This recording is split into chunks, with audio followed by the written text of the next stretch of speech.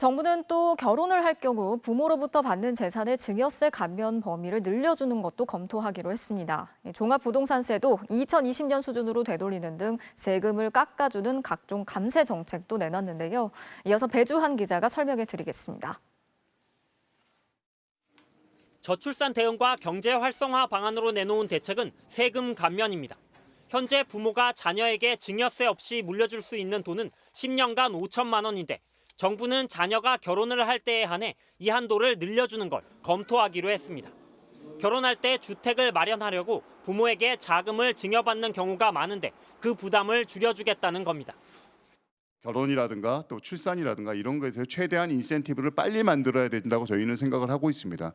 그런 취지에서 다만 허용 금액을 얼마까지 올릴지 같은 구체적인 방안은 나오지 않았습니다. 또 종부세 과세 표준을 결정하는 공정시장 가액 비율은 현행 60%를 유지했습니다. 최근 집값이 떨어진 만큼 문재인 정부 시절 수준인 80%로 되돌릴 것이란 관측도 나왔지만 그대로 뒀습니다. 그래야 종부세가 2020년 수준으로 돌아갈 수 있다는 겁니다.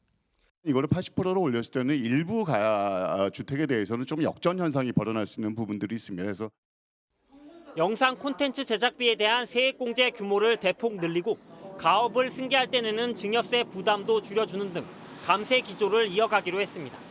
그만큼 세금은 덜 거치겠지만 정부가 빚을 내서 돈을 푸는 것에는 다시 한번 선을 그었습니다.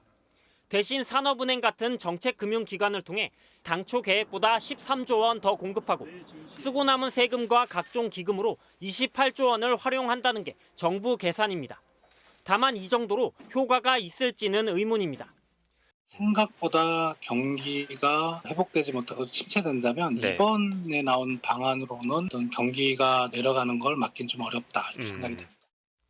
정부는 공공기관들이 내년 사업을 올 하반기로 당겨 집행하도록 유도하고 7조 원 규모의 각종 대규모 민자 사업도 올해 안에 착공시키겠다는 계획입니다. MBC 뉴스 배주환입니다.